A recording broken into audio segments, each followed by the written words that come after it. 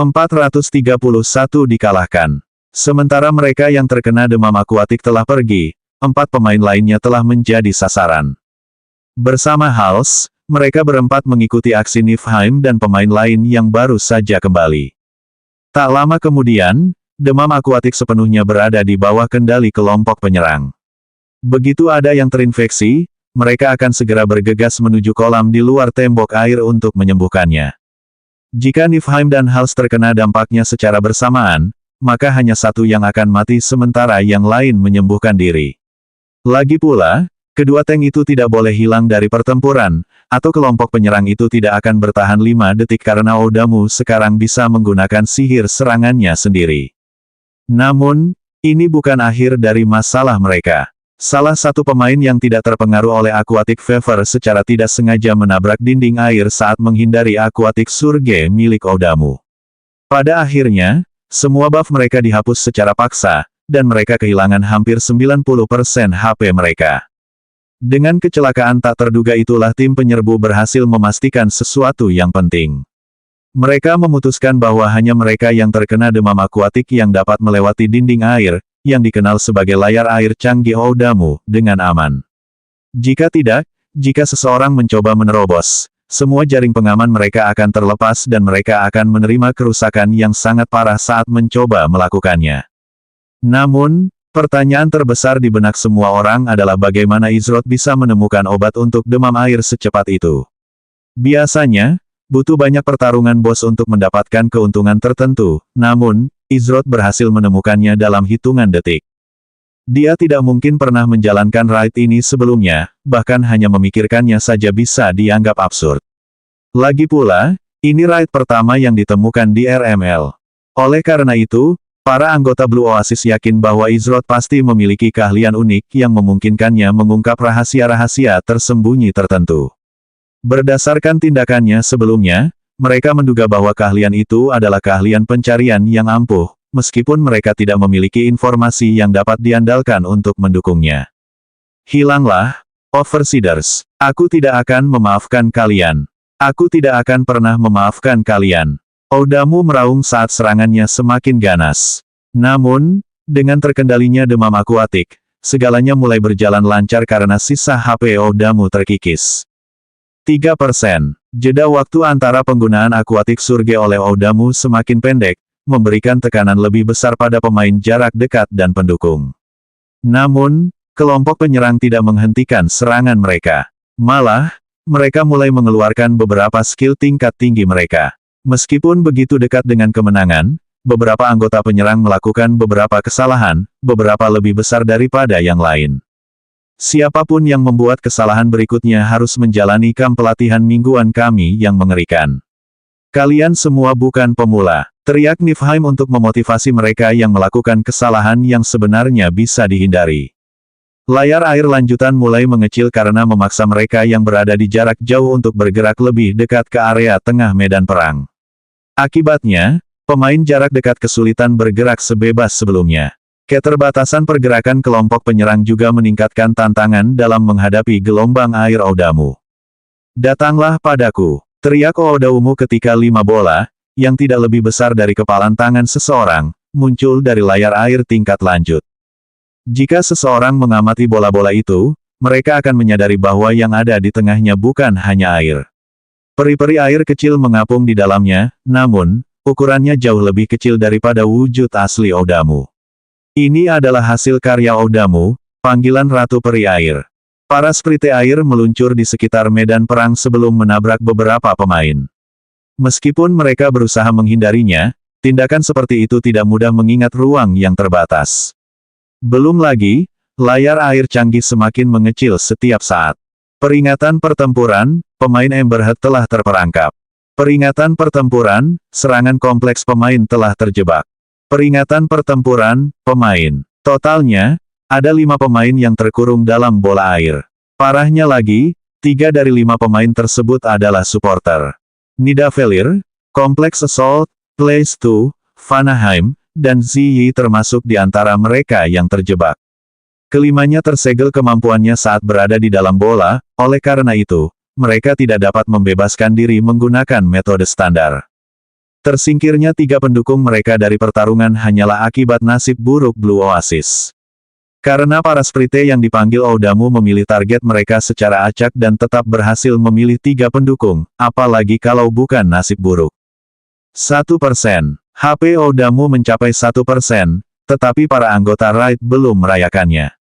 Kelima pemain masih terjebak di dalam bola air. Akibatnya, Hals dan Niflheim harus terus-menerus bertukar agro untuk menutupi kekurangan Hell yang datang. Satu dorongan terakhir, semuanya. Jangan lengah, Emberhead, kami mengandalkanmu, seru Niflheim.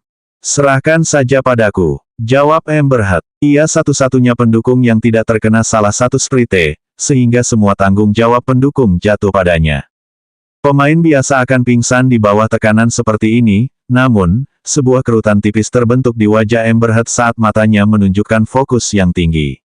Waktu penyembuhannya menjadi lebih tepat saat ia dengan hati-hati mengelola mananya. Meskipun tekanan meningkat, performa Emberhead meningkat. Ia berkembang pesat di bawah tekanan, inilah perbedaan utama antara pemain biasa dan pemain pro.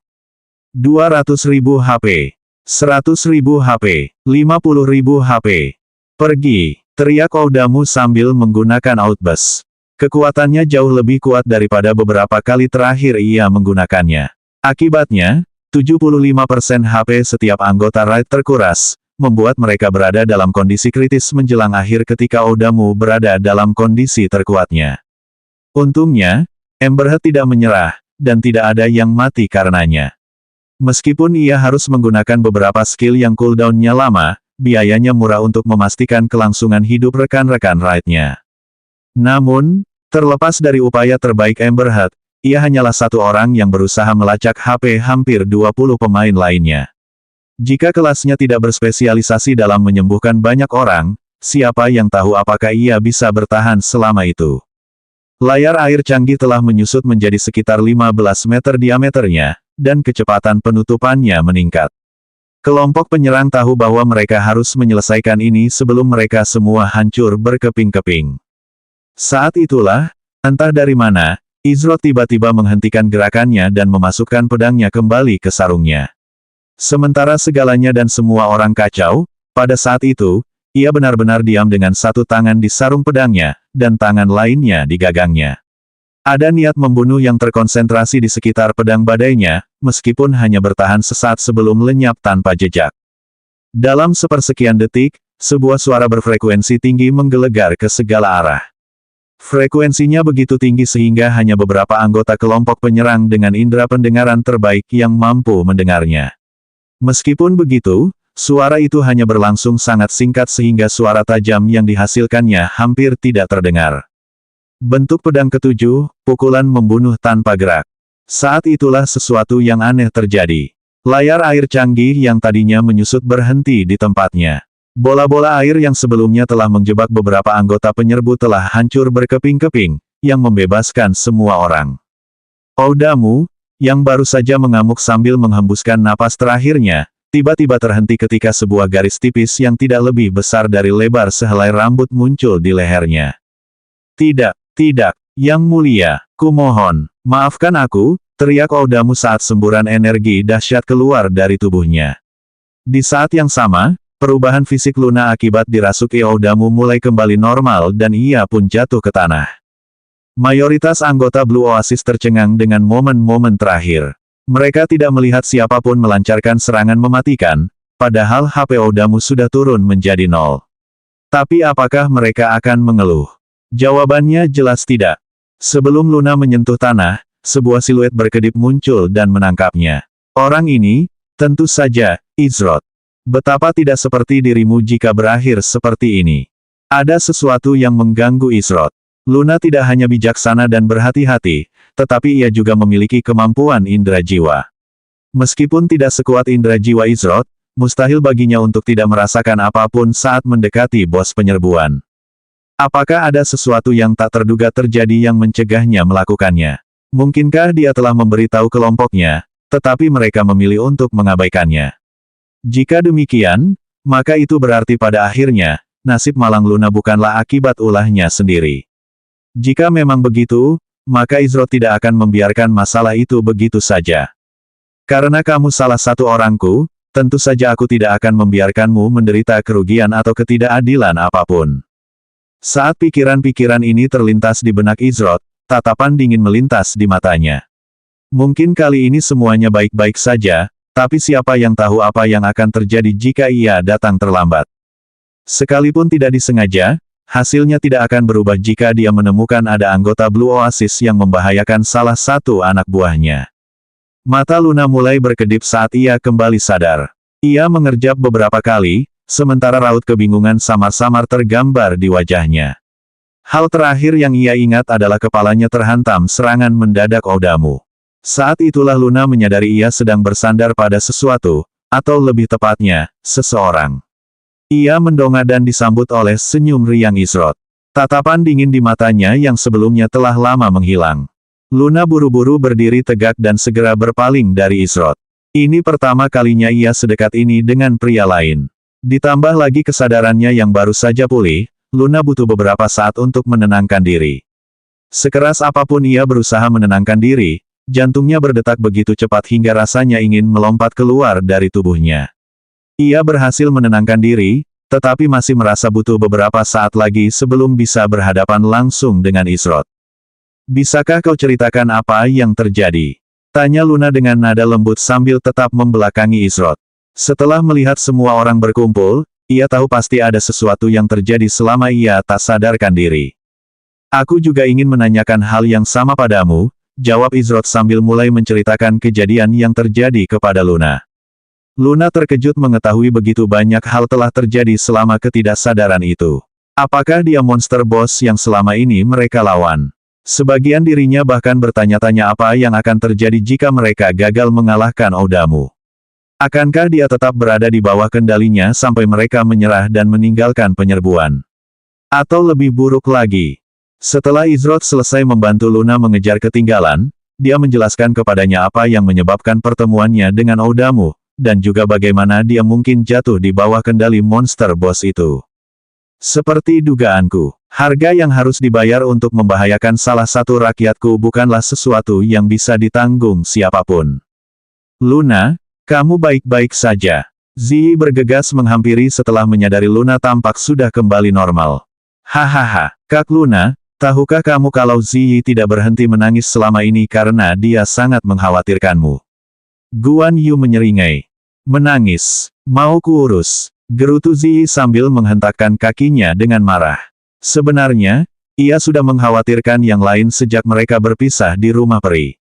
Tapi, yang paling ia khawatirkan adalah Luna, yang kurang memiliki kemampuan bertahan dan mobilitas. Belum lagi, selain Valentine, yang sudah ia kenal sejak kecil, Ziyi paling dekat dengan Luna dan sudah menganggapnya sebagai saudara perempuannya. Jaga aku, baiklah. Tapi kita harus menikah dulu. Kalau tidak, bagaimana aku bisa menyebut diriku pria sejati? Seru Guan Yu dengan bangga. Oh, kakak, apakah itu berarti aku harus memanggil Ziyi dengan sebutan kakak ipar mulai sekarang? Hals menimpali.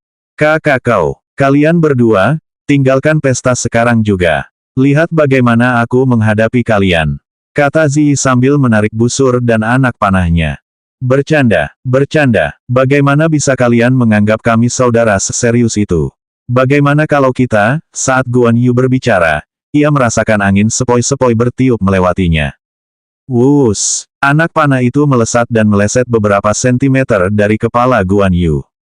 Cih, aku meleset, kata Ziyi sambil sekali lagi mengarahkan busurnya ke Guan Yu. Ziyi, kau menembak kemana? Anak panah lain melesat ke arah Guan Yu, dan kali ini bahkan hampir mengenainya. Tanpa disadari, ia terpaksa berlari mengelilingi ruang bos untuk menghindari anak panah Ziyi. Hals tertawa terbahak-bahak saat melihat Guan Yu berlari menyelamatkan diri. Wuss, sebuah anak panah melesat melewati kepala Hals, dan ia langsung berhenti tertawa. Dalam sekejap mata, ia telah bergabung dengan Guan Yu untuk menyelamatkan diri. Kalian berdua diam saja, biar kupukul sekali, atau kalian tidak akan tahu bagaimana menghormati wanita yang baik. Seru Ziyi. Wanita mana yang berani menembakkan panah ke orang lain? Teriak Hals. Tentu saja, Ziyi tidak benar-benar berusaha mengenai Guan Yu atau Hals. Lagi pula, dengan bidikannya yang lihai, bagaimana mungkin ia meleset dari sasarannya dari jarak sedekat itu? Para anggota Blue Oasis bersorak kegirangan, dan banyak yang tak bisa mengalihkan pandangan dari peringatan sistem. Awalnya, mereka masih tak percaya. Namun, ketidakpercayaan itu segera berubah menjadi sorak-sorai. Peringatan sistem, bos serangan Oudamu telah dikalahkan. Peringatan sistem, Anda telah memperoleh 4.525.901 EXP. Peringatan sistem, loot dalam mode terbatas. Hanya pemimpin raid yang boleh mengambil dan mendistribusikan item yang dijatuhkan. Peringatan sistem, 1/1 kalahkan monster bos Oudamu.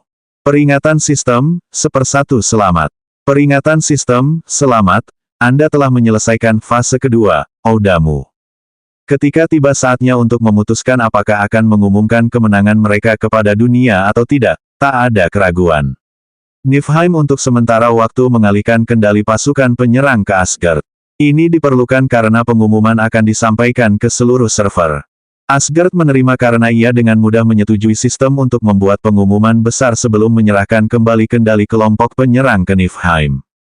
Pengumuman dunia, bos serangan pertama telah dikalahkan oleh tim Blue Oasis. Pemimpin tim, Asgard anggota tim, Niflheim, V. Mereka telah mendapatkan hadiah atas usaha mereka. Pengumuman dunia, bos serangan hardcore pertama telah dikalahkan oleh tim Blue Oasis. Pemimpin tim, Asgard anggota tim, Niflheim, V. Mereka telah mendapatkan hadiah atas usaha mereka. Mereka menang. Mereka mengalahkan bos penyerbuan pertama di RML. Tapi, itu bukan bos raid biasa, itu bos raid hardcore pertama. Ini berita mengejutkan yang akan mengguncang guild-guild top lainnya sampai ke akar-akarnya. 432 penyebab penyesalan terbesar Blue Oasis. Sementara para anggota Blue Oasis merayakan, Izroth membatalkan Twin Lasting Epoch Sentinels miliknya. Kedua prajurit kuno itu menghilang bersama bola bertuliskan, segel, yang melayang di langit. Kini setelah Luna kembali mengendalikan tindakannya, ia tak perlu lagi membatasi sihir suaranya. Aliran energi tak dikenal yang samar-samar menyerupai kabut perlahan-lahan menuju Luna dan memasuki tubuhnya. Saat itu terjadi, Luna merasakan rasa lengkap.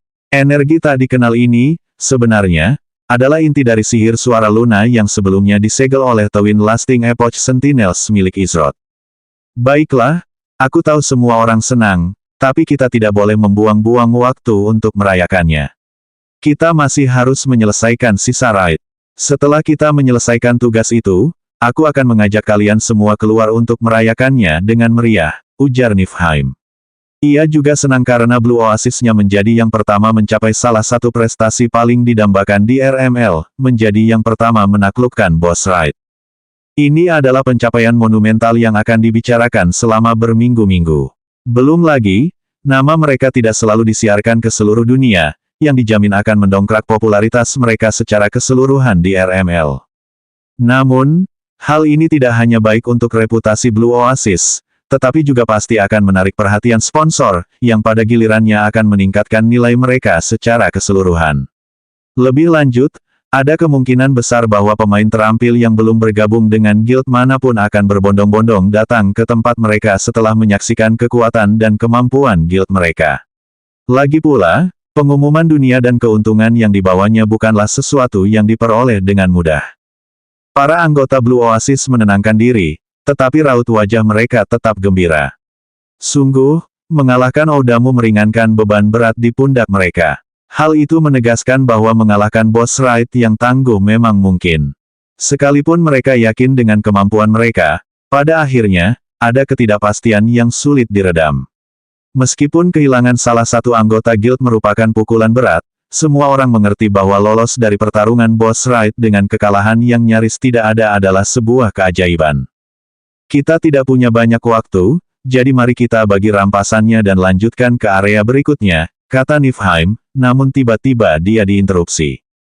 Tunggu, Izroth melangkah maju. Tindakan sederhana ini menarik perhatian setiap pemain yang hadir. Bahkan Ziyi dan yang lainnya yang merupakan bagian dari kelompok Izroth tidak mengerti apa yang sedang terjadi, semua kecuali satu. Niflheim menoleh ke arah Izroth, yang baru saja menghampirinya dan tak kuasa menahan cemberut dalam hati. Apakah ia khawatir barang jarahan itu akan diperlakukan tidak adil? Apapun masalahnya, ia punya firasat buruk tentang situasi ini. Namun, ia hanya bisa berharap ia salah. Ia kemudian melanjutkan, Izrod, jika kau khawatir tentang jarahan itu, yakinlah bahwa Blue Oasisku tidak berniat mengabaikan mereka yang berkontribusi. Kapten Vanaheim sudah memberitahuku bahwa jika bukan karena bantuanmu, kerugian kali ini tidak akan sekecil ini sebelum kita mencapai ruang bos. Berkatmu pula, kita dapat meminimalkan kerugian kita dalam menghadapi demam akuatik. Tentu saja, Blue Oasisku tidak sekecil itu untuk mengabaikan fakta-fakta ini. Saat Niflheim berbicara, ia memperhatikan bahwa ekspresi wajah Izrod tetap tidak berubah. Meskipun Izrod tampak tenang, entah mengapa, ada nuansa mencekam yang membuat Niflheim gelisah. Apakah ia melewatkan sesuatu yang penting? Atau, mungkinkah ia kesal dengan kata-kata teks sebelumnya? Namun, Niflheim segera menepisnya. Jika Izrod memang orang yang berpikiran sempit, ia tidak akan pernah diundang untuk bergabung dengan kelompok penyerang. Namun, jika memang ada yang salah, Niflheim mengerti bahwa ia tidak bisa membiarkannya lepas kendali. Saat ini, moral kelompok penyerang sedang berada di puncaknya. Bagaimanapun, hal ini harus dipertahankan dengan baik jika mereka ingin meningkatkan peluang kemenangan. Karena itu, Niflheim memutuskan untuk mengambil langkah pertama. Bagaimana kalau begini, karena kontribusimu dalam pertempuran ini tidak sedikit, selama itemnya bukan kualitas epik atau lebih tinggi, kamu boleh memilih item apapun yang kamu suka terlebih dahulu, ujar Niflheim. Apa? Ketika kata-kata itu keluar dari mulut Niflheim, para anggota Blue Oasis terkejut. Memang benar kontribusi Izrod sangat signifikan dalam pertarungan melawan Oudamu, tapi bukankah terlalu berlebihan membiarkannya memilih item pertama? Satu item langka saja sudah cukup berharga. Tapi, bayangkan harga item langka yang didapat dari bos Raid Hardcore. Bukan hanya akan menjadi salah satu item level tertinggi di RML, tapi juga salah satu yang terkuat. Lagi pula, sudah menjadi fakta umum bahwa item yang didapat dari Raid lebih kuat daripada item lain dengan level yang sama. Bukan hal yang aneh jika item-item ini memiliki efek yang berguna. Niflheim melirik Asgard sambil berbicara dan disambut anggukan setuju. Karena Niflheim memastikan untuk tidak membawa barang-barang berkualitas epik atau lebih tinggi, tidak ada salahnya menunjukkan sisi dermawan Blue Oasisnya. Selain itu, hal itu mungkin membantu membangun kerjasama yang stabil dengan Izrod, pemilik istana alam mistis, sekaligus kenalan Kaisar Pil. Meskipun itu akan merugikan mereka, itu adalah harga yang pantas dibayar untuk potensi keuntungan jangka panjang. Izrod melihat Niflheim berusaha menjaga perdamaian, meskipun tidak sepenuhnya memahami situasinya. Jika memang ada alasan lain, mungkin Izrod bersedia melepaskannya hanya dengan ini sebagai kompensasi. Sayangnya, ini bukan masalah yang bisa diselesaikan hanya dengan permintaan maaf. Izrod mengangkat telapak tangannya, yang menyebabkan Niflheim menghentikan kata-katanya selanjutnya. Salah satu anggota guildmu membahayakan salah satu orangku. Katakan padaku, bagaimana Blue Oasis akan menangani masalah ini? Izrod berbicara tanpa tergesa-gesa. Dia bahkan tidak menanggapi usulan Niflheim. Niflheim mengerutkan kening, lalu menjawab, saya khawatir saya tidak tahu menahu tentang masalah ini. Tapi, jika seorang anggota Blue Oasis saya membahayakan seseorang yang saya undang secara pribadi sebagai tamu, itu sama saja dengan menamparkan wajah saya. Jadi, Anda bisa yakin bahwa mereka akan didisiplinkan sebagaimana mestinya. Awalnya, para anggota Blue Oasis kesal dengan ketidakpedulian Izrod. Lagi pula, ia sama sekali tidak mengucapkan terima kasih kepada Kapten Niflheim mereka. Namun, begitu Izrod berbicara, semua orang dibuat bingung. Apa yang sedang terjadi? Siapa yang sebodoh itu sampai sengaja membahayakan salah satu anggota kelompok mereka sendiri saat penyerbuan? Terancam. Luna, apa yang dia bicarakan? Tanya Ziyi. Jelas sekali itu ada hubungannya dengan Luna, mengingat keadaannya baru-baru ini. Luna menceritakan pengalamannya secara singkat kepada Ziyi dan yang lainnya. Setelah mereka mendengarkannya, jika Izrod belum maju, mereka pasti sudah mendatangi pemain itu dan memberi pelajaran langsung.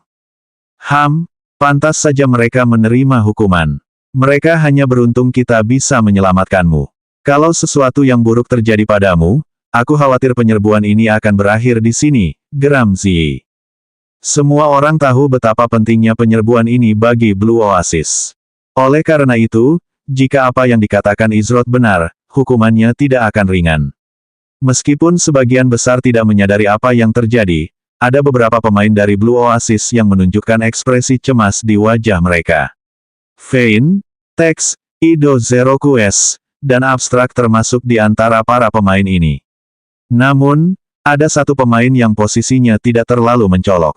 Raut gugup terpancar di wajah mereka. Pemain ini tak lain adalah Second Tyrant. Awalnya, Tyrant kedua menyeringai dalam hati setelah bos penyerbuan itu dikalahkan. Dengan segala kegembiraan dan kematian False Summit, sepertinya semua orang telah melupakan kesalahannya. Namun, begitu Izrod berbicara, Tyrant kedua ingin menutup mulutnya rapat-rapat. Gawat, aku harus segera memikirkan penjelasannya. Pikiran tiran kedua berkecamuk saat ia menggertakkan gigi karena marah dan diam-diam mengutuk Izrod. Mengapa orang ini tidak bisa puas dengan hadiahnya dan melupakan masa lalu? Niflheim mengalihkan perhatiannya ke Vanaheim, lalu ke Abstrak. Keduanya memegang pangkat tertinggi di antara mereka yang pertama kali terlibat dalam pertempuran melawan Oudamu. Karena itu, jika ada yang tahu apa yang dibicarakan Izrod dan dapat mengonfirmasi kata-katanya, pastilah salah satu dari mereka. Kapten Vanaheim, Kapten Abstrak, saya yakin saya tidak perlu mengingatkan Anda betapa pentingnya keberhasilan penyerbuan ini. Kita tidak bisa melanjutkan dengan ketidakpastian yang masih tersimpan di hati, kata Niflheim. Ia memilih kata-katanya dengan hati-hati karena ia tidak mampu menyalahkan siapapun sebelum faktanya terungkap. Jika ternyata Vanaheim atau Abstrak yang dimaksud Izrod, sayangnya ia tak bisa berbuat apa-apa. Meskipun ia komandan kelompok penyerang, pada akhirnya, pangkatnya tidak lebih tinggi dari Vanaheim maupun Abstrak.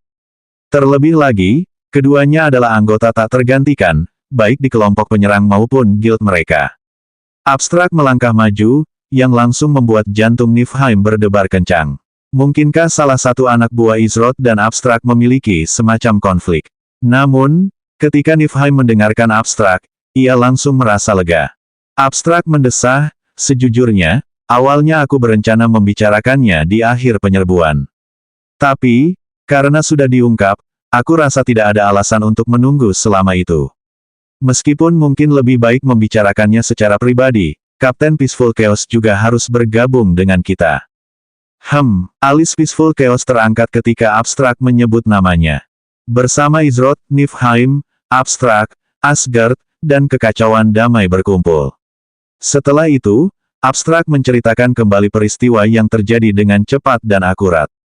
Kapten Abstrak, Komandan Tyrant kedua adalah anggota regu keempat saya.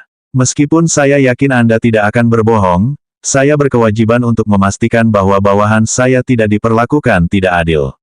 Oleh karena itu, saya ingin mendengar langsung darinya apa yang terjadi sebelum kita memutuskan apapun, kata Peaceful Chaos dengan nada marah.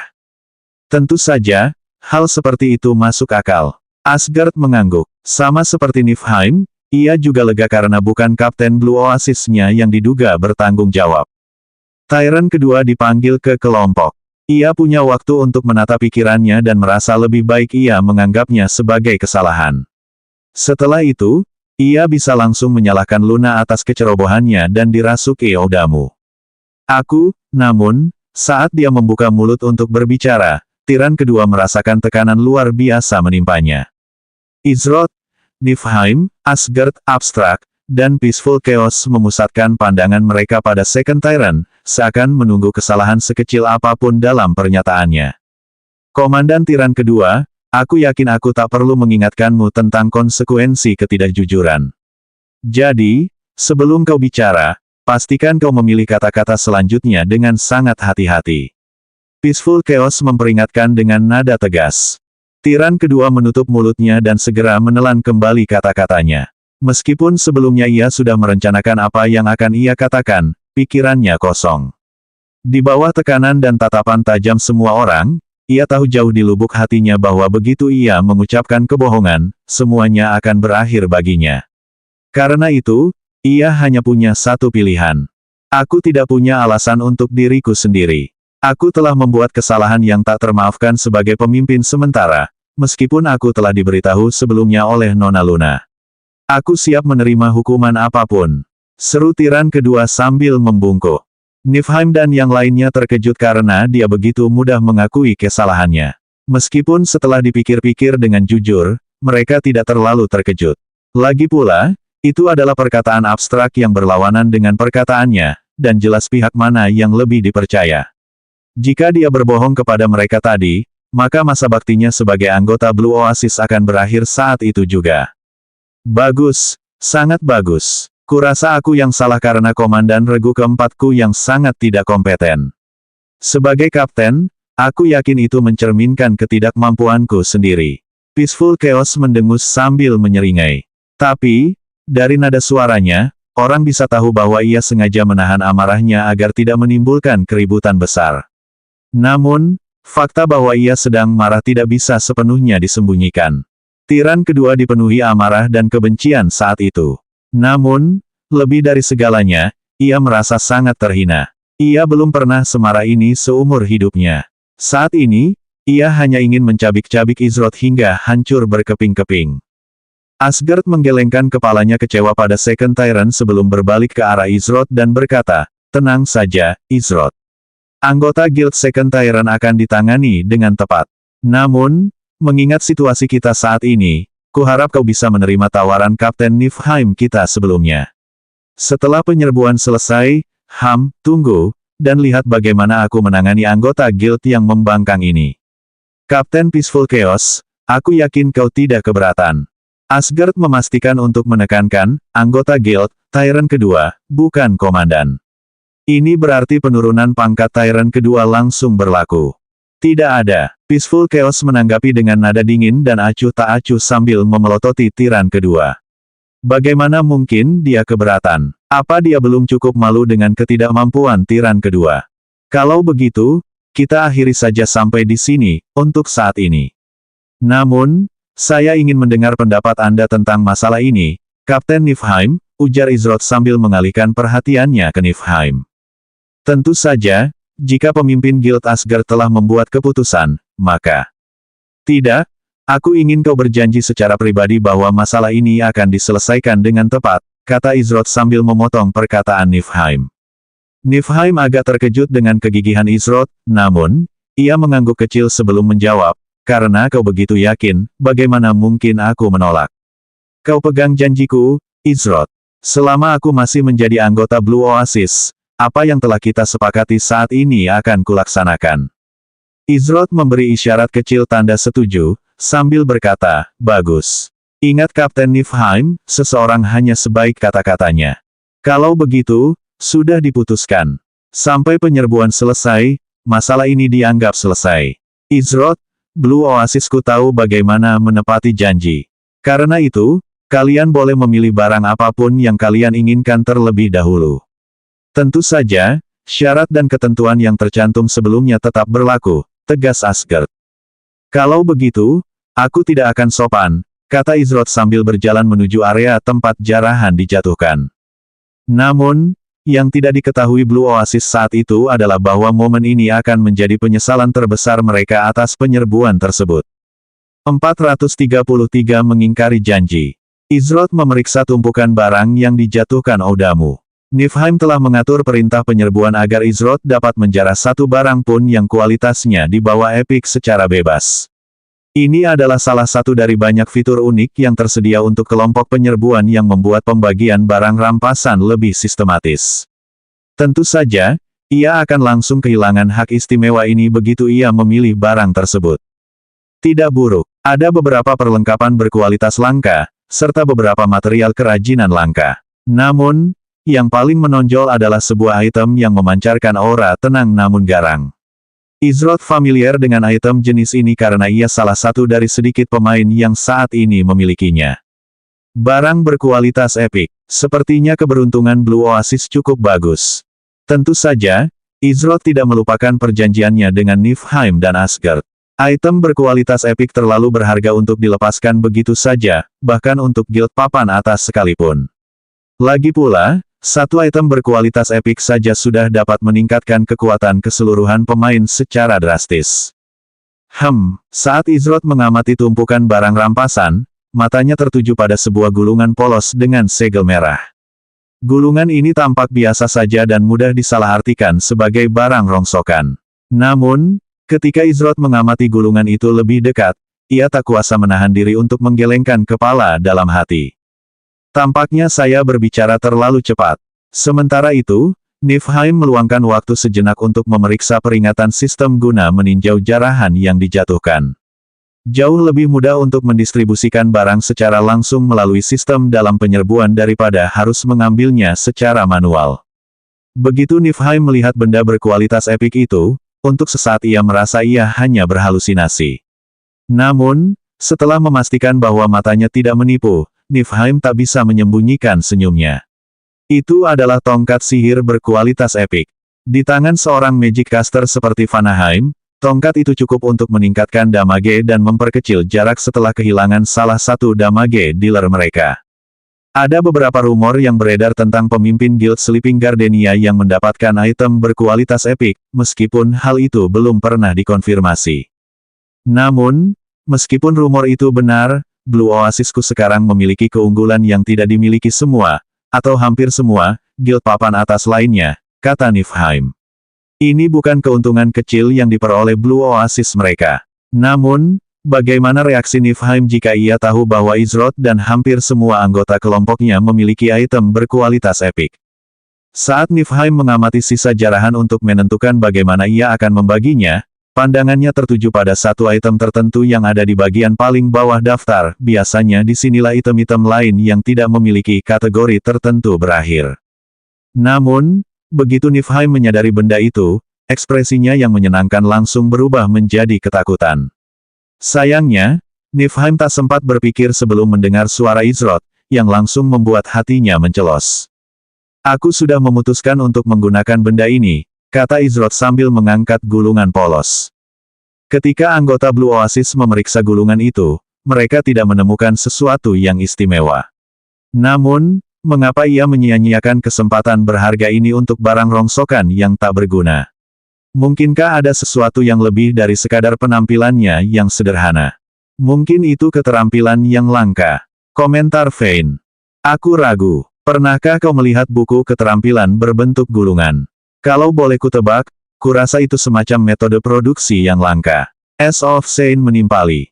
Metode produksi. Ya, itu masuk akal. Dia pemilik toko. Mencari sesuatu yang bisa menghasilkan keuntungan jangka panjang paling besar sepertinya langkah yang tepat, ujar Pleistu. Sementara semua orang menebak-nebak barang apa yang dipilih Izrod, raut wajah Niflheim berubah muram seolah mimpi terburuknya baru saja menjadi kenyataan. Karena melihat barang rampasan dalam penyerbuan sebelum dibagi oleh komandan penyerbuan dianggap membawa sial, tak seorang pun melihatnya selain dirinya, oleh karena itu, hanya dia yang tahu betapa gawatnya situasi ini. Bolehkah aku memintamu mempertimbangkannya kembali? Tanya Niflheim dengan nada hormat. Mempertimbangkan kembali. Semua orang mengernyitkan dahi mendengar kata-kata Niflheim. Apa yang perlu dipertimbangkan kembali? Dia tidak mengambil salah satu perlengkapan langka atau apapun yang tampaknya langsung berharga. Mungkinkah Kapten Niflheim mereka merasa Izrod terlalu berhati-hati dalam memilih? Karena aku telah memilih barang ini, tentu saja aku tidak menyesal. Izrod berbicara dengan nada riang. Kalau begitu, sebutkan harganya. Asalkan masih dalam batas kewajaran, Blue Oasisku bersedia menerimanya. Niflheim menjawab dengan cepat. Apa yang kumiliki tidak untuk dijual, Kapten Niflheim. Aku khawatir aku akan mengecewakanmu, ujar Izrod. Apakah Anda bersedia menganggapnya sebagai bantuan pribadi untuk saya? Tanya Niflheim. Ia mengerti bahwa pernyataannya mungkin berlebihan, namun, pilihannya saat ini terbatas. Kebaikan yang begitu besar, katakan padaku, apakah kau benar-benar mampu membalasnya? Tanya Izrod. Niflheim tetap diam menanggapi pertanyaan Izrod karena ia tahu jawabannya. Jika ia menjawab dengan jujur, mustahil ia bisa membalas budi itu secara pribadi. Izrod menggelengkan kepalanya dan berkata, kesalahannya bukan terletak pada dirimu, tapi pada mereka yang secara alami membawa kemalangan dan menyebarkannya kepada orang-orang di sekitar mereka, begitulah takdir. Kau benar-benar tidak akan mempertimbangkannya lagi? Tanya Niflheim sambil mendesah. Namun, ia hanya mendapati Izroth diam dan ekspresi wajahnya tidak berubah. Dengan begitu, ia tidak perlu Izroth menjawab untuk memahami maksudnya. Niflheim diam-diam mengutuk Tyrant kedua dengan suara pelan. Jika bukan karena Tyrant kedua, kemungkinan besar Izroth tidak akan pernah menghubunginya tentang situasi Luna, yang memaksanya untuk berkorban sebagai bukti itikat baik. Dengan begitu, semuanya bisa diselesaikan dengan satu atau dua barang langka. Adapun Izroth, ia sudah mengambil sikap dan memberikan jawaban kepada Niflheim. Jika itu anggota Blue Oasis lainnya, ia tak akan repot-repot menjawab pertanyaan mereka. Namun, karena karakter Niflheim tidak buruk di mata Izroth, ia memutuskan untuk, setidaknya, memberinya beberapa patah kata. Sebagian dari diri Niflheim menyesal telah memberi Izroth izin untuk menjarah satu barang. Namun, semakin ia memikirkannya, semakin ia merasa hal itu tidak akan berpengaruh. Pada akhirnya, jika ia ingin hasilnya berubah, satu-satunya cara adalah mengingkari janjinya sendiri. Ini adalah sesuatu yang enggan dilakukan Niflheim. Para pemain Blue Oasis mengerutkan kening saat mendengarkan percakapan Izroth dan Niflheim. Dari nada dan pilihan kata-kata Niflheim, sepertinya ia tidak ingin melepaskan gulungan yang tampak biasa saja itu. Apakah gulungan itu benar-benar berharga?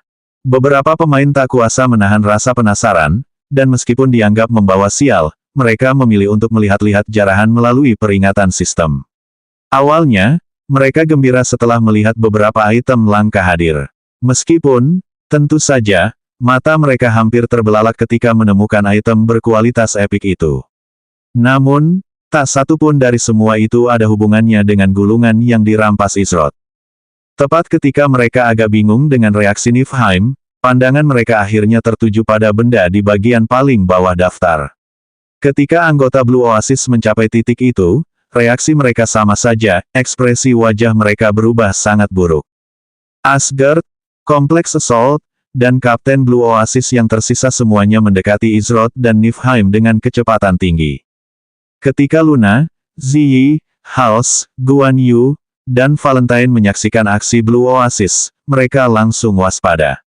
Tepat saat mereka hendak bergegas ke sisi Izroth, jalan mereka dihadang oleh anggota Blue Oasis yang tersisa. Apa maksudnya ini? Tanya Ziyi dengan nada dingin, tatapannya berubah dingin. Santai saja di sini. Kita serahkan saja urusan ini kepada para pemimpin kita. Ido Zero Quest berbicara dengan nada ramah.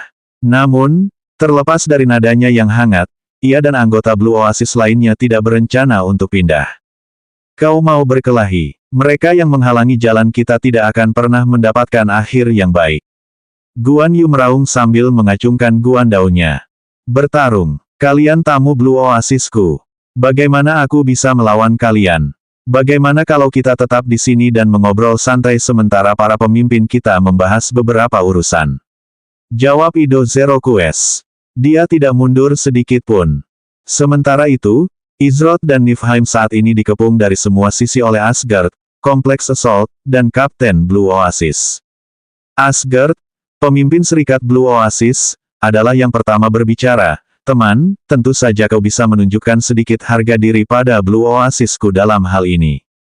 Seperti yang dikatakan Kapten Niflheim sebelumnya, kami siap memberikan imbalan apapun, asalkan masih dalam batas kewajaran. Bahkan barang berkualitas epik itu pun bisa menjadi milikmu jika kau mau. Aku sudah membicarakannya dengan Kapten Niflheimmu. Jawabanku tidak berubah, jawab Izroth. Apa kau tidak tahu kapan harus mundur? Ketua serikat kita bertanya dengan sopan, tapi beraninya kau bilang jawabanmu tidak berubah. Sombong sekali. Geram minus. Izroth menyipitkan mata sambil berbicara dengan santai dan berkata, sombong. Sepertinya Blue Oasis tidak tahu bagaimana memperlakukan tamu mereka. Sebuah kesepakatan telah dibuat, dan aku tidak melakukan apapun untuk mengingkarinya. Seekor anjing boleh menggonggong sekeras yang ia mau, tetapi itu tidak mengubah apa yang telah terjadi. Jadi, katakan padaku, apakah Blue Oasis berencana untuk mengingkari janjinya? Asgard memelototi Minus sambil menjawab, kau harus memaafkan Kapten Minus karena bicara begitu kasar. Dia memang peduli dengan kesejahteraan Blue Oasisku, dan terkadang itu bisa dianggap kasar. Soal mengingkari perjanjian kita, seandainya ada alasan lain, tidak masalah. Namun, ini sesuatu yang terlalu berharga bagi Blue Oasisku. Aku harus mendesakmu untuk mempertimbangkannya kembali. Kedengarannya seperti ancaman, pemimpin Guild Asgard, ujar Izroth dengan ekspresi riang. Jika ada satu hal yang tidak bisa ia toleransi, itu adalah ancaman. Kita buang-buang waktu saja mencoba bersikap masuk akal dengan orang ini. Apa nama Blue Oasis kita begitu rendah nilainya sampai-sampai pemilik toko pun bisa menginjak-injaknya tanpa ampun. Komentar Peaceful Chaos. Dia lalu menoleh ke Izroth dan melanjutkan, apa kau belum pernah dengar pepatah? Jangan menolak bersulang hanya untuk dipaksa minum minuman keras. Lagi pula, hanya denganmu, apa kau bisa mempertahankan sesuatu yang begitu berharga? Ekspresi riang di wajah Izroth membuat Peaceful Chaos kesal. Rasanya Izroth tidak menganggap serius hal ini dan tidak menyadari betapa kecilnya kekuatannya dibandingkan dengan guild papan atas seperti Blue Oasis. Peaceful Chaos muak melihat Niflheim dan Asgard memberi Izroth begitu banyak keleluasaan karena kesombongan dan ketidaktahuannya. Begitu, jadi ini warna asli Blue Oasis. Mengecewakan sekali, kata Izroth sambil mengulurkan gulungan itu ke arah Niflheim. Sesungguhnya, warna asli seseorang tidak pernah gagal terungkap di hadapan harta karun. Kami tahu kalian mungkin berpikir buruk tentang kami sekarang. Namun, itu bukan niat kami. Kalian bisa tenang, kami akan mengganti rugi kalian dengan semestinya dan berharap kalian tetap berhubungan baik dengan Blue Oasis kami. Asgard mencoba menghibur dan meyakinkan Izroth saat melihatnya mengacungkan gulungan itu ke arah Niflheim. Kapten Niflheim, jika kau bersedia merebutnya dari tanganku, gulungan ini akan menjadi milik Blue Oasismu, kata Izroth sambil mengabaikan kata-kata Asgard dan mengalihkan perhatiannya kepada Niflheim, yang berdiri di sana dengan raut wajah cemas. Niflheim ragu-ragu. Apa benar-benar tidak ada pilihan lain? Apa ia harus mengingkari janjinya? Asgard melihat keraguan Niflheim dan langsung mengerutkan kening. Ia memahami kepribadian Niflheim lebih baik daripada siapapun yang hadir. Karena itu, ia harus memastikan Niflheim tidak memiliki pikiran lain. Lagi pula, terlalu banyak yang dipertaruhkan. Tunggu apa lagi, Kapten Niflheim? Karena teman kami menawarkannya padamu, tidak sopan jika kau menolaknya.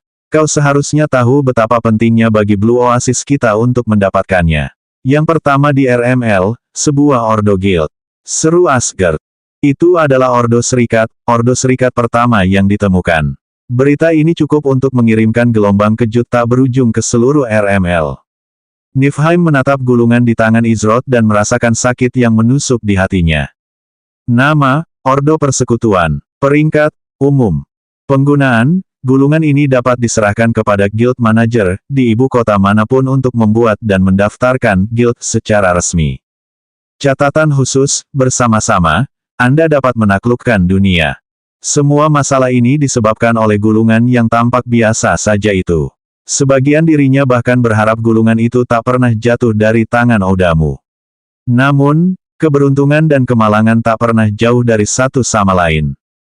Aku, Niflheim bukanlah tipe orang yang berbicara lembut, tetapi dia merasa situasi khusus ini rumit. Pada saat itu, ada suasana ketidakpastian yang menyelimuti ruangan saat para anggota Blue Oasis menunggu Niflheim mengambil gulungan itu dari tangan Izroth. Niflheim mengulurkan tangannya ke arah gulungan di telapak tangan Izroth sambil berkata, maafkan aku. 434 tekad Niflheim, pilihan Izroth. Satu Niflheim menghentikan tangannya tepat sebelum mencapai Ordo Persekutuan di telapak tangan Izroth saat dia berbalik untuk melihat Asgard. 4. He Jinhai, aku berutang budi padamu atas semua yang kumiliki hari ini.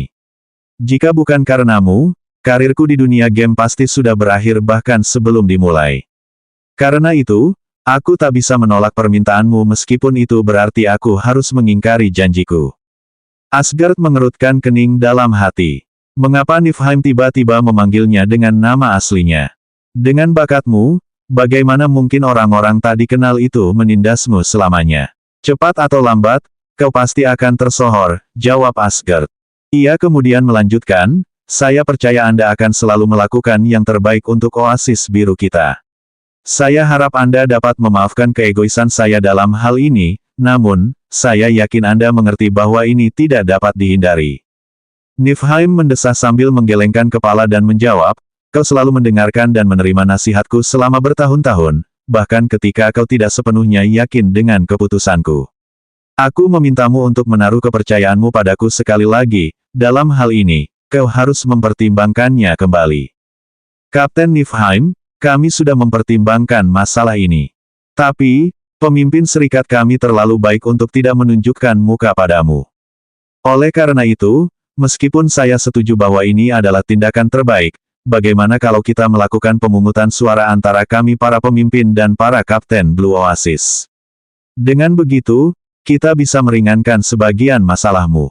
Jika hasilnya mendukungmu, kami akan mempertimbangkannya kembali. Namun, jika tidak, maka kau harus menerima perintah serikat ini dari teman kami. Bagaimana menurutmu? Tanya Kompleks Assault. Izroth agak geli karena orang-orang di Blue Oasis masih memanggilnya teman, setelah mereka mengancam akan merampas apapun miliknya. Tentu saja, jika mereka benar-benar mencoba merebutnya dengan paksa, ia tak akan keberatan mengangkat satu atau dua jari pun. Sedangkan untuk Kompleks Assault, meskipun kata-katanya tampak adil di permukaan, Niflheim menyadari bahwa ini hanyalah cara kecil untuk mencoba menunjukkan harga dirinya. Alih-alih ditolak mentah-mentah oleh Asgard di depan semua orang, Kompleks Assault ingin menciptakan jalan lain. Memilih. Apa perlunya memilih ketika hasilnya sudah begitu jelas? Namun, Niflheim sedang mencari-cari alasan, dan meskipun probabilitas hasil yang menguntungkan sangat mendekati nol, ia tetap harus mencobanya. Baiklah, Niflheim menyetujui dengan enggan. Kompleks Assault kemudian melakukan pemungutan suara antara Asgard, dirinya sendiri, dan ketujuh kapten Blue Oasis. Hasilnya mengejutkan, tetapi hasilnya tetap tidak berubah. 2 orang menentang, 2 abstain, dan 5 orang mendukung, demikian pengumuman Kompleks Assault. Jelas Niflheim akan menentangnya, tetapi semua orang terkejut karena Vanaheim juga menentangnya. Selain itu, meskipun Roth selalu abstain, Abstrak, yang biasanya berpendirian tegas, secara mengejutkan memilih hal yang sama. Adapun semua orang yang hadir, tentu saja, mereka tidak tergerak oleh kata-kata Niflheim. Keuntungan ini dan potensi manfaat yang menyertainya terlalu besar untuk dilepaskan. Wilayah yang ingin dikuasai Blue Oasis masih tersembunyi dengan baik. Belum lagi, persyaratan untuk mendapatkan wilayah itu bukanlah sesuatu yang bisa dipenuhi sembarang orang. Mereka mungkin kehilangan koin emas, dan butuh waktu lama untuk menemukan raid lain yang cocok dan belum tersentuh untuk diselesaikan. Tetapi menemukan guild order membutuhkan keberuntungan yang luar biasa. Selain itu, kontrak mereka dengan Crosshaven akan batal sehingga, di masa mendatang, mereka tidak perlu membagi setengah wilayah setelah mendapatkannya. Selain itu, bahkan dengan bantuan kelompok Izroth, di mata mereka, peluang mereka untuk menyelesaikan penyerbuan saat ini kurang dari 15%. Suatu penyerbuan mengandung terlalu banyak variabel yang tidak diketahui, dan penyerbuan yang lebih serius bahkan membawa lebih banyak lagi. Oleh karena itu, antara sesuatu yang 100% dijamin menghasilkan keuntungan besar versus sesuatu dengan probabilitas keberhasilan yang rendah, Blue Oasis yakin bahwa ini, tanpa diragukan lagi, adalah tindakan terbaik. Blue Oasis menganggap situasi ini sebagai kemenangan mutlak. Namun, satu-satunya kekurangannya adalah kemungkinan besar koneksi mereka dengan Izroth, Istana Alam Mistis, dan Kaisar Pil Misterius itu akan terputus. Namun, ini hanyalah harga kecil yang harus dibayar untuk mendapatkan Ordo Guild pertama di RML. Belum lagi, mereka baru-baru ini menemukan Kaisar Pil kedua. Kaisar Pil ini adalah ketua kelompok apoteker baru yang sedang naik daun dan sedang naik daun, perkumpulan apoteker Virehat. Selama mereka memiliki koneksi yang baik, kerugian yang ditimbulkan karena menyinggung Izroth sangat kecil. Kalau begitu, sudah diputuskan, kata Asgard saat semua mata tertuju pada Niflheim. Niflheim menatap Izroth, yang masih memasang ekspresi riang di wajahnya. Ia merasa selalu ada tekanan yang tak terlukiskan di sekitar Izroth, yang muncul dari sikapnya yang tenang. Ada kedalaman yang tak dapat ia pahami sekeras apapun ia mencoba, dan inilah yang membuatnya waspada terhadap Izroth. Namun, firasatnya selalu menegaskan satu hal, untuk tidak menjadikan orang ini musuh. Saat itu, Niflheim percaya bahwa suatu hari nanti, Blue Oasis-nya akan menyesali pilihan ini dan menyebutnya sebagai kesalahan terbesar mereka. Sayangnya, Tak ada obat untuk penyesalan, dan saat itu, sudah terlambat untuk menebus kesalahan. Kini, hanya ada satu pilihan. Niflheim menghela napas panjang sambil menggenggam Ordo Persekutuan di tangan Izroth. Saat tangannya bersentuhan dengan Ordo Persekutuan, mata Niflheim memancarkan kejernihan dan tekad. Pada saat itulah Blue Oasis takkan pernah sama lagi. Mulai hari ini, aku, Niflheim, bukan lagi anggota Blue Oasis. Karena aku bukan lagi anggota Blue Oasis, janji yang dibuat antara Izroth dan Blue Oasis tidak berlaku lagi. Seru Niflheim. Keheningan menyelimuti ruang bos. Semua anggota Blue Oasis yang hadir memasang ekspresi tercengang. Apakah mereka baru saja mendengar dengan benar? Tidak. Mereka pasti hanya mendengar sesuatu. Kapten Niflheim, yang bisa dibilang salah satu anggota Blue Oasis yang paling setia, menyatakan bahwa dia bukan lagi anggota. Gelombang keheningan yang baru saja turun tidak berlangsung lama. Apa? Kapten Niflheim akan meninggalkan kita? Itu cuma janji lisan. Kapten kita kan nggak tanda tangan kontrak atau apa? Kenapa dia serius banget? Jika Kapten Niflheim pergi, siapa yang akan mengambil alih skuad ketujuh? Terdengar obrolan seru di ruang bos saat semua orang mencoba memahami semuanya. Meskipun, tentu saja, yang paling terkejut dengan pilihan Niflheim adalah para pemimpin dan Kapten Blue Oasis. Kau rela meninggalkan Blue Oasis kita hanya karena masalah sepele seperti itu. Apa kesetiaan tak berarti di matamu? Jangan lupa siapa yang menerimamu saat kau terpuruk, ujar Asgard sambil menggelapkan raut wajahnya. Hei Jinhai. Kau boleh meragukanku dalam banyak hal tapi, kesetiaan bukan salah satunya. Niflheim berbicara dengan nada agak marah. Jarang sekali ia mengungkapkan kemarahannya, tetapi ia merasa seperti ditikam oleh teman dekatnya ketika Asgard meragukan kesetiaannya. Apakah ia ingin meninggalkan Blue Oasis? Tentu saja tidak. Tapi, apa pilihannya selain mengingkari janjinya? Kau seharusnya tidak mengucapkan kata-kata seperti itu tanpa mempertimbangkan konsekuensinya dengan serius. Jangan lupa, kau menandatangani kontrak 2 tahun seperti kami semua dan bahkan menerima bonus yang menyertainya. Jika kau mengingkari kontrak itu, kau tidak hanya harus membayar kembali semua yang telah kau terima, tetapi kau juga harus membayar pembatalan kontrakmu. Nidavellir berbicara dengan nada tegas. Tentu saja, aku mengerti beratnya pilihanku. Aku akan mentransfer sendiri jumlah yang harus kubayar ke guild dan mengajukan permintaan penarikan resmi, jawab Niflheim sambil menenangkan diri. Kau sungguh tidak akan berubah pikiran, Xiang Enlai? Tanya Asgard dengan alis berkerut. Niflheim adalah kapten skuad ketujuh, atau yang dikenal sebagai divisi strategis. Tampaknya, akan tercipta kekosongan besar yang akan sangat sulit diisi. Memang, RML memang tak kekurangan talenta, tetapi insting Niflheim sungguh tak tertandingi. Hal ini membuat Asgard ragu dan bertanya-tanya apakah Ordo Guild layak kehilangan seseorang seperti Niflheim. Namun, keraguan itu hanya sesaat. Sebagai pemimpin guild, ia harus membuat pilihan sulit dan melihat gambaran yang lebih besar. Dalam hal ini, ia mendapati Niflheim terlalu berpikiran sempit dan keras kepala. Lagi pula, sebagai pemimpin guild Blue Oasis, bagaimana mungkin ia, yang adalah pemimpin guild Blue Oasis, mendahulukan persahabatan pribadinya dengan Niflheim daripada kebaikan guildnya? Sayangnya tidak. Merupakan suatu kehormatan bisa menjadi kapten Blue Oasis. Saya tidak akan pernah melupakan kebaikan yang telah ditunjukkan kepada saya beberapa tahun terakhir ini, kata Niflheim sambil mengalihkan fokusnya ke Izroth. Ia kemudian melanjutkan, saya telah menepati janji saya. Saya bukan lagi anggota Blue Oasis. Oleh karena itu, janji yang saya buat sebelumnya dengan Anda tidak berlaku lagi. Tidak ada masalah, kan?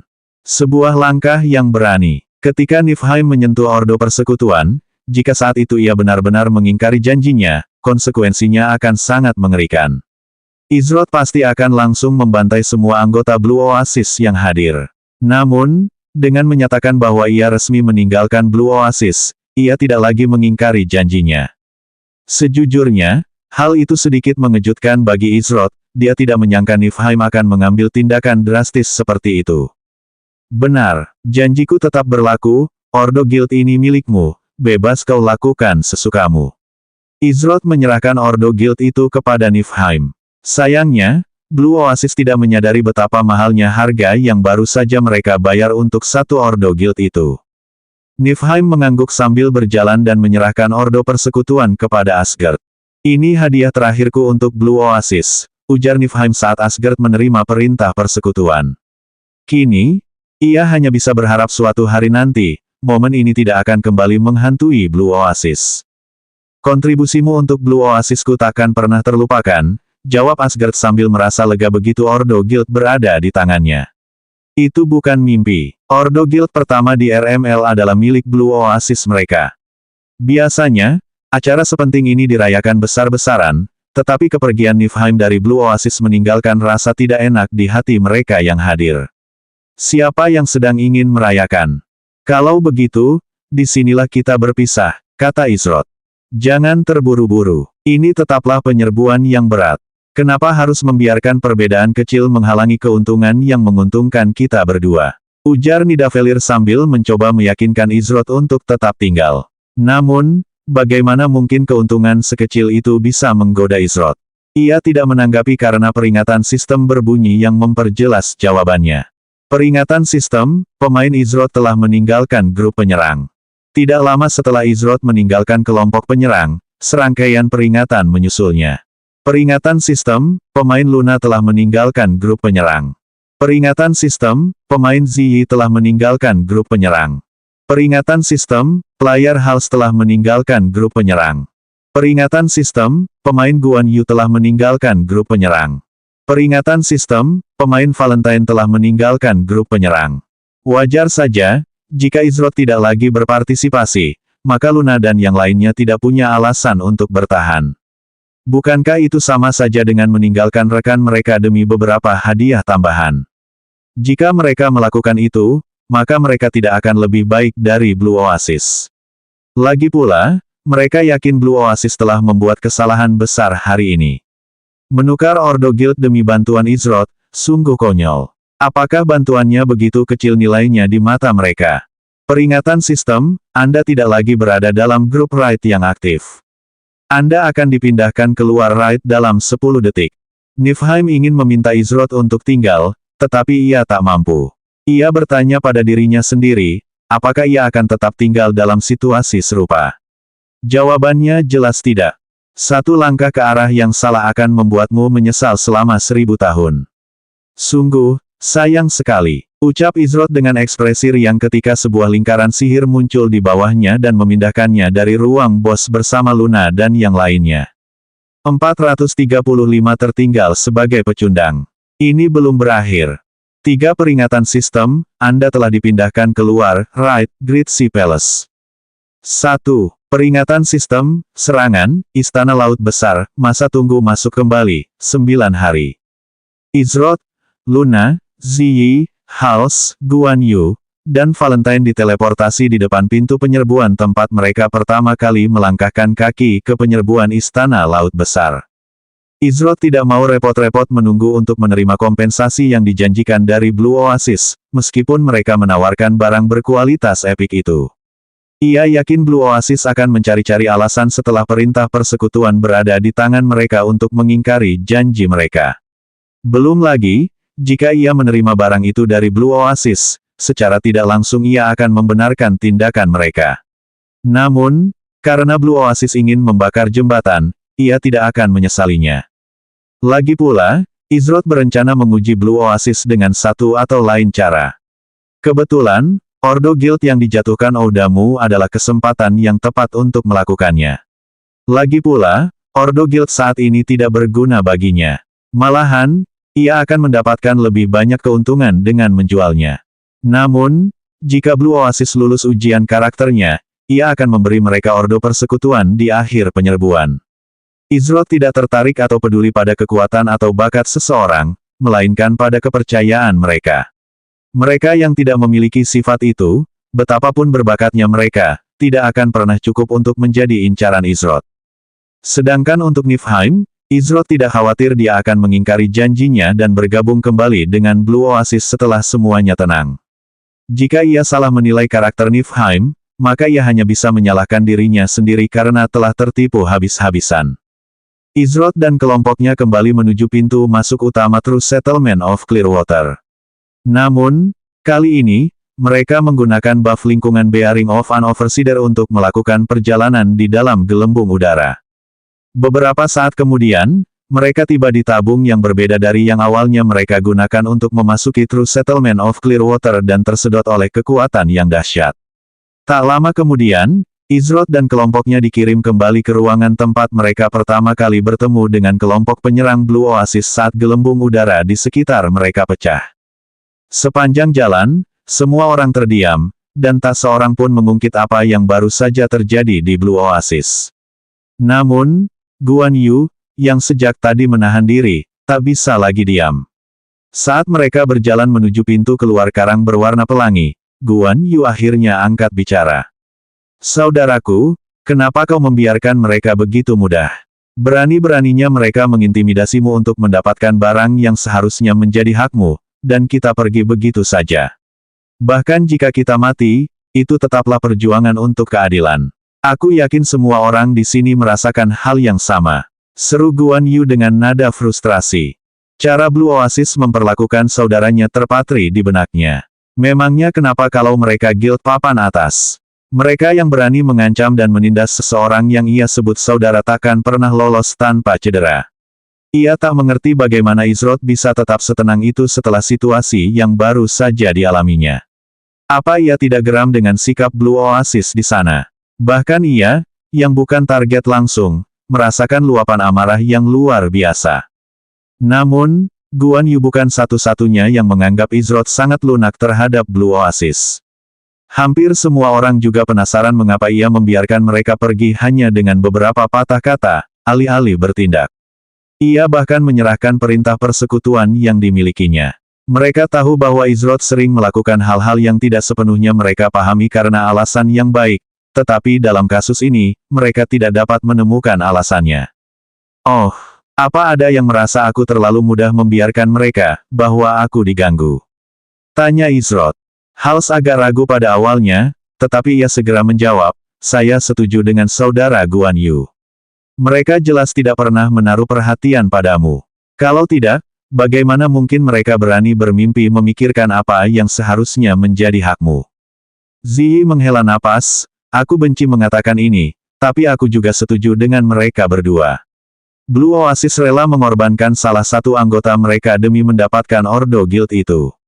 Orang-orang seperti itu tidak pantas mendapatkan waktu kita, tapi, pergi begitu saja meninggalkan rasa tidak enak di mulutku. Rasanya mereka menang, dan kita yang tersisa sebagai pecundang. Valentine mengangguk dan menambahkan, seperti yang dikatakan Ziyi, bukankah kita akan menjadi pecundang kali ini? Izrod mendengarkan semua orang tanpa menyela. Tampaknya mereka semua memiliki sentimen yang sama terhadap apa yang terjadi. Namun, masih ada seseorang yang belum memberikan pendapatnya yang ditunggu-tunggu oleh Izrod, Luna. Begitu, apa kau juga merasakan hal yang sama, Luna? Tanya Izrod. Apa kamu belum punya rencana? Tanya Luna seolah sudah jelas. Ada yang sedang dipikirkan. Yang lain bingung dengan kata-kata Luna sementara senyum riang tersungging di wajah Izrod. Izrod menghentikan langkahnya saat dia berbalik menghadap yang lain dan berkata, memang benar seperti yang kau katakan. Dia melihat ke arah Hals dan melanjutkan, kami akan membutuhkan barang yang kamu peroleh dari peti harta karun barang langka milikmu, Hals. Barang yang kudapatkan, maksudmu? Mata Hals melebar karena terkejut, dan dia bukan satu-satunya. Persis seperti yang kau pikirkan. Tapi, pertama-tama, aku harus membuat beberapa persiapan, kata Izrod sambil mengeluarkan Dark Abyssal Cauldron dari inventarisnya dan meletakkannya di hadapannya. Aku masih menyimpan bahan-bahan yang diberikan oleh guild-guild top saat aku pertama kali membuka istana alam mistis. Seharusnya cukup untuk menciptakan apa yang kuinginkan. Hahaha, aku tahu kakakku bukan tipe orang yang akan pergi begitu saja. Hehehe, Blue Oasis, kalian sendiri yang menanggung akibatnya. Seru Guan Yu riang. Jika Blue Oasis mengira ini sudah berakhir, maka mereka salah besar. Sementara itu, di luar pintu masuk utama karang berwarna pelangi. Kau benar-benar punya nyali untuk menghalangi jalan istana kabutku, Ewan. Kuharap kau punya penjelasan yang masuk akal, kalau tidak, jangan salahkan aku kalau bertindak terlalu jauh. Simplicity merengut dengan ekspresi muram. Simplicity murka ketika menerima kabar bahwa Crosshaven telah menolak masuknya Mist Palace ke lokasi penyerbuan. Ia bergegas secepat mungkin bersama hampir 100 anggota Mist Palace-nya. Ia tidak ingin beradu argumen dengan Crosshaven. Namun, unjuk kekuatan mutlak diperlukan di saat-saat seperti ini. Kalau tidak, orang lain mungkin akan menganggap Mist Palace-nya sebagai sekelompok orang yang mudah ditipu. Seperti yang sudah kubilang, kau boleh masuk kalau mau, Ketua Guild Simplicity. Tapi, kalau kau mencoba masuk, aku tidak akan bersikap sopan. Ewan berbicara dengan santai dan tenang. Kau, Simplicity hampir muntah darah karena marah mendengar jawaban Ewan. Biasanya, ia tak akan ragu untuk menerobos masuk. Namun, ada yang tidak beres. Sejak kapan Crosshaven dan Blue Oasis jadi sedekat ini? Mungkinkah mereka membentuk aliansi rahasia? Kalau begitu, ia tak bisa bertindak gegabah. Belum lagi, ada dua hal menyebalkan lain yang membuatnya tambah pusing. Simplicity menatap kedua orang yang berdiri di samping Ewan dan berteriak, kalian berdua baik-baik saja. Guild kalian juga rugi. Crosshaven dan Blue Oasis jelas-jelas sedang merencanakan sesuatu di belakang kita semua. Kedua pemain yang diajak bicara Simplicity adalah Wang Ping, pemimpin Serikat Hyper Symphony, dan Mariposa, pemimpin Serikat Sleeping Gardenia. Symphony Hypersku selalu bersekutu dekat dengan saudara-saudara kita di Crosshaven. Jangan coba-coba mencari masalah, ejek Wang Ping. Sedangkan aku, adik perempuanku yang manis ada di dalam. Lagi pula, aku berutang budi kecil pada seseorang di sisinya. Tentu saja, dan yang terpenting, aku tidak menyukaimu. Mariposa menjawab dengan senyum di wajahnya. Sleeping Gardenia-nya terus-menerus berselisih dengan Mist Palace di berbagai permainan, dan kedua guild itu selalu memiliki persaingan yang sengit. Tentu saja, hal ini terbawa ke RML. Nah, kita semua berteman di sini. Pemimpin Guild Simplicity, aku yakin pemimpin Guild Ewan punya alasannya sendiri. Namun, aku yakin dia juga mengerti bahwa kita juga punya tujuan masing-masing. Jika Mist Palace bersedia, mengapa tidak membentuk aliansi sementara dengan sindikat pemburu kepalaku? Jika kita bekerja sama, siapa yang berani menghalangi jalan kita? Seorang pria bermata sipit, berambut hitam pendek, dan berkulit pucat berbicara. Dia cukup tinggi, tingginya sekitar 195 cm. Namun, dia sangat kurus sampai-sampai hampir terlihat seperti kekurangan gizi. Tubuhnya dibalut perban kotor, dia mengenakan jubah hitam compang camping, dan di pinggangnya terdapat rantai dan sabit. Dia bernama Harvest, dan dia adalah anggota berpangkat tinggi dari Guild Papan Atas terbaru, Sindikat Pemburu Kepala. Simplicity mengerutkan kening dalam hati. Terlalu sedikit informasi tentang cara kerja internal sindikat Headhunter sejak mereka meroket begitu cepat di RML. Beresiko membentuk aliansi yang rapuh dengan guild yang terkenal tak tahu malu. Siapa yang tahu kapan mereka akan menusuk sesama sekutu dari belakang. Tapi, jika dia menolak tawarannya, bukankah dia harus duduk santai seperti anjing dengan ekor terselip di antara kaki mereka? Tepat saat Simplicity tengah mempertimbangkan apakah akan menerima tawaran Harvest atau tidak, Ewan menerima pesan melalui sistem. Ewan segera membaca pesan itu, dan meskipun tak terlihat, di balik topengnya, ia mengerutkan kening. Apa terjadi sesuatu yang tak terduga? Ewan bergumam dalam hati sambil menoleh ke arah pintu masuk utama gedung berwarna koral pelangi itu. Sebelumnya, ia menjauh darinya dan membentuk perimeter kokoh bersama anggota Blue Oasis, yang bertugas menjaga pintu masuk. Jadi, ada sedikit jarak antara dirinya dan pintu masuk utama. Lihat, ada yang keluar. Teriak salah satu pemain di dekatnya, yang langsung menarik perhatian semua orang yang hadir. Apakah itu salah satu orang Blue Oasis? Apakah Blue Oasis menderita kerugian yang sangat besar setelah mereka mengalahkan bos penyerbuan pertama dan memutuskan untuk kembali dengan kegagalan? Melawan semua ekspektasi yang hadir, total 6 pemain keluar dari gedung yang terbuat dari koral. Di antara ke-6 pemain itu, tidak ada wajah-wajah familiar dari Blue Oasis. Namun, ada 2 anggota yang cukup dikenal. Salah satunya adalah Ziyi, adik perempuan ketua Guild Sleeping Gardenia, dan yang lainnya adalah pemilik istana alam mistis, Izroth. Tentu saja, tidak banyak orang yang tahu tentang wujud fisik Izroth selain mereka yang hadir saat pertemuan di ruang konferensi istana alam mistik. Oleh karena itu, hanya segelintir yang mengerti apa arti kehadirannya di luar penyerbuan. Apa aku salah perhitungan? Tanya Ewan pada dirinya sendiri.